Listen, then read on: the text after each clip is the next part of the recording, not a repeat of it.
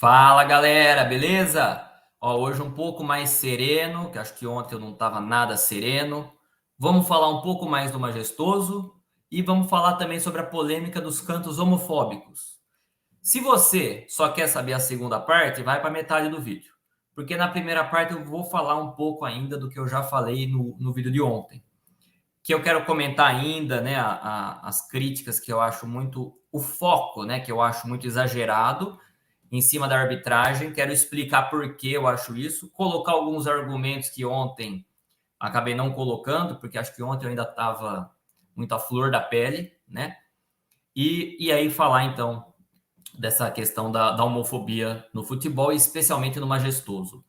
Primeiro, sobre a arbitragem, eu quero contar um pouco a minha trajetória como torcedor, né? Então, desde criancinha, São Paulino, e 1997 fui pela primeira vez no estádio. E o estádio que eu fui foi o Luiz Augusto de Oliveira, o Luizão em São Carlos, Grêmio São Carlense 1, Ituano 3. Comecei bem pela Série A2 do Paulista, de 97. E aí eu ia com meu tio, com meu primo, a primeira vez o meu pai foi também, mas era o meu tio que era o fanático pelo Grêmio São Carlense. E, cara, eu era uma criancinha de 8 anos. 8, 9 anos. Então, eu ia no estádio e aí você ia observando como se comporta em um estádio. E, cara, Paulista da Série A2, um time que, ao invés de brigar para subir, briga para não cair, cara, é só corneta. É só corneta. Então, a minha experiência com estádio começou vendo só corneta, só xingo, e todo estádio do interior tem aqueles personagens. Tem aquele velho que só xinga o jogo inteiro e que os outros dão risada, que é o personagem do estádio. Então, esse foi o modelo para mim do que era ir no estádio. Ir no estádio era ir para xingar, xingar o bandeira, xingar o juiz e cornetar. Era isso. Por bastante tempo eu fui assim. Até que um dia, eu nem sei direito quando, cara, deu uma virada de chave total em relação a isso. Primeiro em relação ao árbitro e depois em relação a torcer. Vou falar primeiro do torcer, que acho que é menos o foco aqui. Em algum momento, cara, eu falei, cara, eu não quero ser o torcedor que corneta. Eu quero ser o torcedor que canta e apoia. Né? Eu fui pela primeira vez no Morumbi em 2006, com 18 anos. Só via da televisão. E na televisão eu vi o Galvão Bueno falar: essa torcida argentina é espetacular. Canta o jogo inteiro mesmo quando o time tá perdendo. E aí, cara, quando eu assisti o jogo do São Paulo, eu ficava escutando a torcida cantar. E eu ficava em casa pensando: um dia eu preciso ir no estádio porque vai cantar mais alto, porque eu vou ser um a mais cantando. Porque eu ficava assistindo o jogo do São Paulo e pensava: pô, a torcida precisa gritar mais. Precisa gritar mais, a torcida precisa pressionar mais. E eu falava: o dia que eu for no estádio, eu vou cantar mais. Vou fazer cantar mais. Cara, não sei direito quando isso aconteceu, mas foi antes de eu ir. Eu ainda era adolescente lá, nunca tinha ido no estádio e já pensava isso. E em relação ao árbitro, em algum momento, tomei consciência que o árbitro no limite, ele é um trabalhador que nem é muito bem remunerado. E aí aqui, na Série A2, Série A3 do Paulista, era um desrespeito enorme o cara vir bandeirar um jogo e você ficar xingando o cara o jogo inteiro. Por mais que isso seja parte do futebol. Algum dia me caiu uma ficha que eu falei, cara, não dá para eu ficar cornetando e xingando bandeira o jogo inteiro. O cara correr embaixo do sol para ganhar pouco e sem dúvida ele não tá aqui para errar. Porque se ele errar, ele fica na geladeira. Ele quer subir para a primeira divisão, não apitar a segunda, terceira. E aí eu parei, cara. Parei de cornetar árbitro. Passei a partir do princípio que o árbitro não tá aqui para roubar. Não tá aqui para ser mal intencionado. Se ele errar, é porque ele errou. E aí o erro faz parte do jogo que a gente está jogando. Assim como o atacante erra, o goleiro erra, o árbitro erra. Então, eu virei essa chave, né? E eu evito muito falar de arbitragem. Vocês vão ver aqui, pode procurar vídeos antigos, vão ver nos futuros, pouquíssimas vezes vocês vão ver eu falando do árbitro aqui. Então, eu acho, né, o meu amigo Luiz Felipe até comentou no outro vídeo, cara, esqueci de comentar isso no vídeo anterior, porque, como eu falei, eu estava muito à flor da pele ainda. Tivemos um debate no domingo e tal, né, na segunda, e a sua posição, né, que é a posição da maioria dos São Paulinos, é que o árbitro interferiu na partida. Mas isso não é um problema, porque a arbitragem, ela faz parte do jogo, ela vai interferir na partida. O problema é se ela está tendenciosa, né? E eu não acho que a arbitragem foi assim tão tendenciosa no sentido de roubar mesmo, favorecer só um time. Acho que a arbitragem foi ruim, como eu falei, né? Porque o árbitro é ruim. Né? Ele inverteu lances para o São Paulo. Teve lateral que era para o Corinthians, ele deu para o São Paulo. Ele amarelou o Fagner com 3, 4 minutos. Então, assim, para mim tá claro que ele não estava lá mal intencionado. Na dúvida, favoreceu o mandante, como eu já falei, é a coisa mais normal do mundo da história do futebol, desde sempre. Então, o que eu acho que interferiu no resultado, muito mais que o pênalti, foi, por exemplo, o Pablo Maia ter dado aquele chutão do meio de campo para escanteio. Porque ali já era 40 minutos de jogo. E aí a bola saiu para escanteio, uma bola que era nossa, nós no ataque, nós em posse, nós pressionando, nós com 1-0, nós com o momento a nosso favor, porque futebol é momento e psicológico. O Pablo Maia chutou para escanteio, teve um escanteio para o Corinthians, teve 2 escanteios, teve um lateral, tudo uma coisa atrás da outra. O Pablo Maia deu uns 3 minutos de pressão para o outro time. Desses 3 minutos de pressão não deu nada. São Paulo roubou a bola, levou para o ataque, perdeu a bola. E aí, num outro ataque dos caras, no finzinho, no último minuto, saiu o pênalti.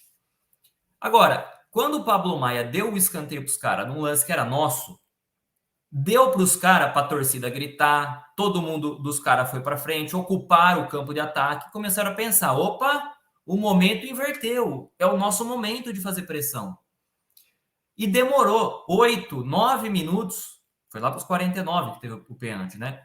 Por aí, sei lá, nem lembro. Mas demorou uns 8, 9 minutos para aquele momento de pressão resultar num pênalti.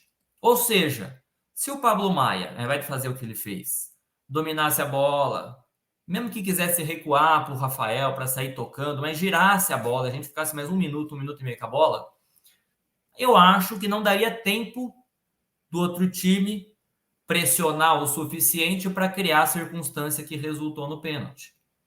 Então, a arbitragem, na minha opinião, ela interferiu menos no resultado do que o Pablo Maia ter chutado para trás, do que a gente ter tido domínio e não ter conseguido converter em gol. A gente teve o segundo tempo inteiro e não conseguimos converter em gol. Então, eu acho isso, né? Era isso que eu queria ter falado ontem. Acho que era importantíssimo eu ter falado dessa questão do Pablo Maia ontem, que foi o que realmente interferiu no resultado, porque foi a partir daquele escanteio que começaram os minutos de pressão que no fim resultaram no pênalti. E, enfim, vamos deixar a arbitragem para lá. Vamos deixar a arbitragem para lá. Focar em arbitragem, cara, só se for um negócio escandaloso, mas muito escandaloso. Né? Se não faz parte do jogo. Agora, quero falar também dessa questão dos cantos homofóbicos, que parece que tá começando a dar em alguma coisa, né? Estão começando a falar que foi para a súmula, que pode ter punição lá para o outro time e tal. E aí, qual é o ponto que eu quero colocar sobre esse tema? Tem muito jornalista aí falando que isso acontece em todas as torcidas. E não é verdade. Não é verdade, tá? Não é exclusividade de uma torcida homofobia, ok? Não é. Não sou capaz de falar que em todos os estádios, em todas as torcidas tem homofobia, porque eu não frequento todos e eu não sou capaz de cabeça de lembrar das 20 torcidas da Série A tendo um caso de homofobia, no último ano que seja. Eu não sou capaz de lembrar. Então, acho que a gente não pode afirmar que acontece com todos. Também não podemos afirmar que é só com o time da Zona Leste. Mas não há comparação entre o ataque homofóbico que o time da Zona Leste pratica sistematicamente contra o São Paulo e qualquer outro. Inclusive o Gambá me diz como se sente. Não há essa comparação. Essa comparação é falsa. É uma falsa comparação, uma falsa analogia. Trazendo assim para um exemplo bem grotesco. Na escola, uma coisa é bullying, outra coisa é uma zoeira, uma caçoada. Então, toda criança pode ser zoada, pode ser caçoada e até ficar triste por isso. 1 dia, 2 dias. Uma forma pontual e aleatória. O bullying é caracterizado como bullying quando ele deixa de ser aleatório, ele deixa de ser pontual e ele passa a ser sistemático, constante, persistente, coletivo Ó, deu certinho 5 dedos. E evolutivo. Eu inventei isso, tá? Isso aí não tá escrito em lugar nenhum, mas você discorda? Você discorda? Isso é o bullying. E é isso que o outro time, a sua torcida, pratica contra o São Paulo Futebol Clube há pelo menos 20 anos, desde o Vampeta, com a história do Bambi.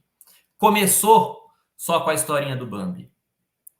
E aí foi evoluindo. Você que é torcedor do São Paulo, você sabe que quando a gente vai no Morumbi, a gente não canta sou tricolor, tenho Libertadores, não alugo estádio, sou hexa-brasileiro, nunca fui rebaixado. Ninguém canta assim. Existe uma coreografia para cantar. Sou tricolor, tenho Libertadores, não alugo estádio, sou hexa-brasileiro. Enche o pulmão e grita: nunca fui rebaixado. Certo? É assim que a gente canta. Faz parte de como se canta esse canto, encher o pulmão para cantar o último verso. Assim como o outro time, a sua torcida, tem uma coreografia. Contra todos os times é vamos, vamos, essa noite temos que ganhar. Contra nós é vamos, vamos. Enche o pulmão, eles não enchem o pulmão para cantar essa noite em qualquer jogo. Pode reparar. Contra o São Paulo, eles enchem o pulmão para cantar. Dessas bichas, temos que ganhar. Outra coreografia deles. Todo jogo eles cantam. Vai para cima deles, vai para cima deles. Contra nós, tem uma coreografia. Vai para cima delas e não acaba aí. Enche o pulmão da bicharada. Então, é diferente. Não é o mesmo ataque. Não é um ataque homofóbico. Não, é nem, não dá nem para comparar com o Arerê, o Gaúcho e falar tchê. Porque nem isso canta-se em todo jogo contra o Inter ou contra o Grêmio. E mesmo que se cante, não é o jogo inteiro. O ataque homofóbico do Corinthians e dos corintianos contra o São Paulo é sistemático, é persistente, é o jogo inteiro e é fora do jogo também. É nas provocações. E mais grave, não é uma coisa da torcida, é uma coisa da instituição. Porque enquanto o jogo do São Paulo e Corinthians estava parado, porque o árbitro pedia para cessarem os cantos homofóbicos, o Twitter do time da Marginal Sem Número foi lá no Twitter e postou: vamos, Corinthians, 3 pontinhos.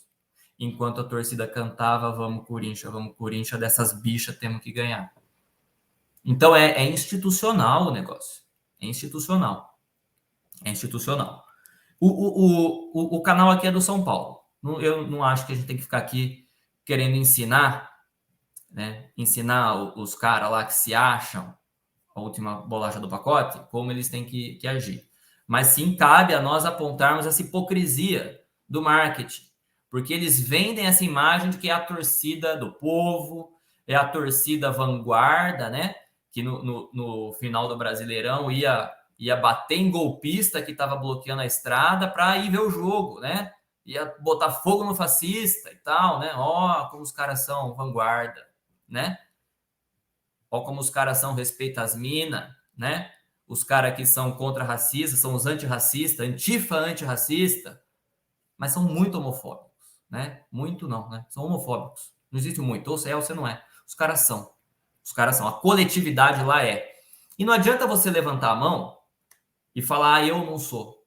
Se você não é, você é uma exceção. A sua coletividade é, né? E como este é um canal do São Paulo, eu acho que cabe a gente falar também do São Paulo. Porque, na minha opinião, não sei se eu já falei isso aqui em algum vídeo, mas eu acho que a gente também perdeu o time. Nós, São Paulo, torcida do São Paulo, perdemos o time. Ainda dá, mas, pô, perdemos o time. De ser vanguarda. De quando começou essa babaquice do Bambi, de associar a homossexualidade com o São Paulo Futebol Clube, ao invés da gente se ofender, porque não tem ofensa nenhuma, porque homossexualidade não é ofensa, ao invés da gente se ofender, achar ruim e criar um canto desagradável, para dizer o mínimo, que é o Gambá me diz como se sente, que é tão ruim que nem métrica para cantar tem. Por isso que não canta. É horrível esse canto. É ruim de cantar.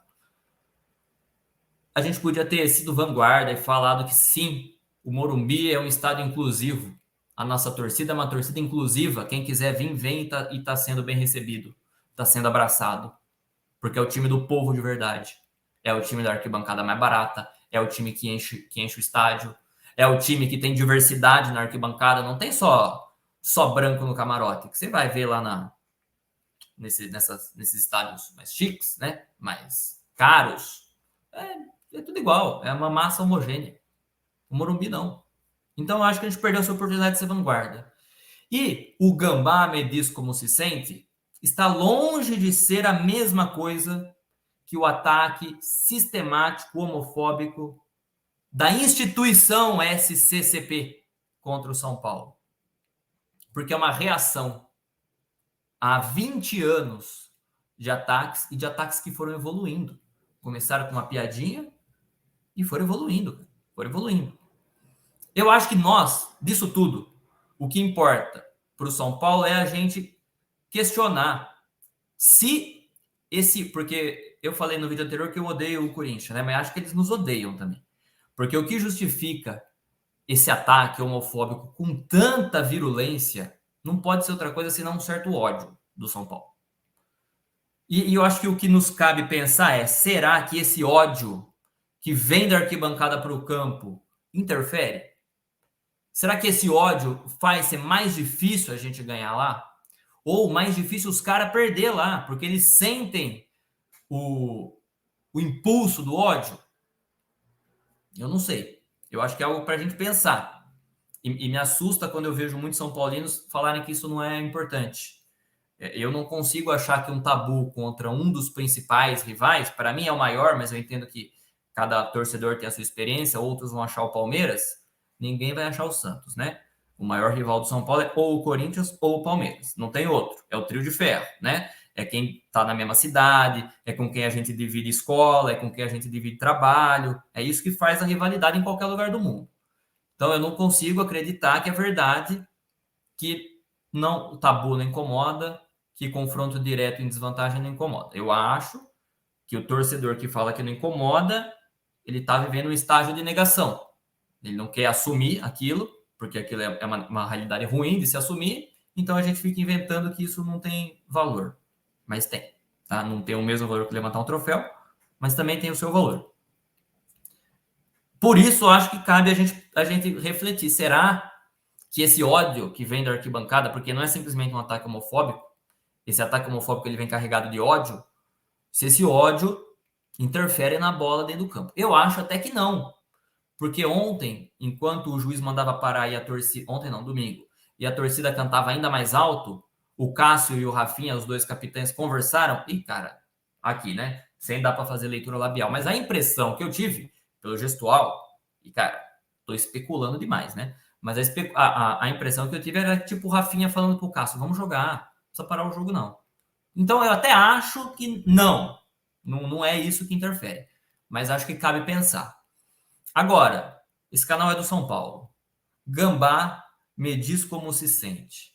Uma letra de extremo mau gosto, que parece coisa de quinta série, né? Não que eu também não tenha os lances de quinta série, porque eu me incomodo demais com o tabu, porque na segunda série eu fui zoado por um gambá, a zoeira que acho que todo mundo já teve, de um torcedor do outro time, sobre o que significa SPFC, e eu tô há 20 anos esperando a oportunidade de devolver a piada. E ela não acontece. É por isso que eu fico puto, incomodado, indignado da gente não ganhar quando a gente tem tudo na mão para ganhar desse time. Mas a reação da torcida, quando, para responder os ataques injustificados, infundados, babacas e homofóbicos do outro time, cria uma música igualmente homofóbica e ridícula, que não fala nada com nada. Por que não fizemos um Gambá me diz como se sente, exaltando as conquistas do São Paulo contra o rival? E eu tenho uma proposta de letra que está longe de ser boa, porque eu não sou compositor, mas a Gambá me diz como se sente original é bem ruim também. Não tem métrica, ninguém canta direito, porque é ruim, por isso que não vingou. Eu tenho uma proposta. Gambá me diz como se sente Quando se lembra de Barueri, Rogério de falta fez o 100º. No ângulo do Júlio César ele guardou. E não adianta argumentar, de 98 você vai lembrar. Gols do Raí e do França. Pô, tá ruim, mas não é muito melhor que a original? Trabalhe em cima dessa letra, compositores da organizada. Vamos fazer uma letra melhor, que exalte as nossas conquistas. A gente tem muito conteúdo para isso. Galera, é isso que eu queria falar, que faltou falar, né? Já falei 20 minutos ontem, mas 20 minutos hoje. E amanhã tem São Paulo Sport. E eu só quero compartilhar rapidamente aqui. Você deixa seu like no vídeo, deixa seu comentário aqui embaixo, se inscreva no canal, não se esqueça. Amanhã tem São Paulo Sport. E eu pensei em fazer algo diferente amanhã. Amanhã o jogo é só no streaming. Tem gente que talvez não tenha streaming. Pensei em fazer uma live durante o jogo. Lógico, eu não vou poder passar o jogo, né? Mas ir comentando em tempo real.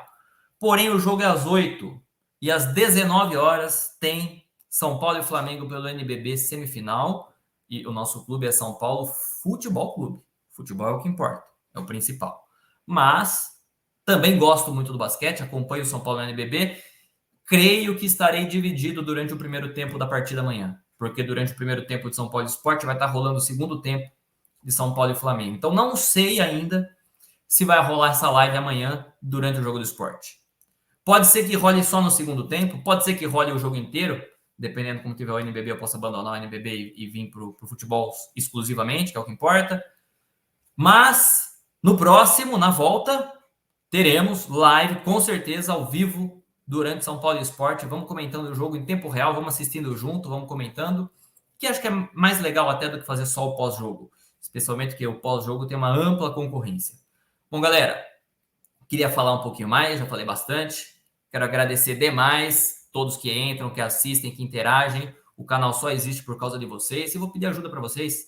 Convidem outros São Paulinos para entrarem aqui.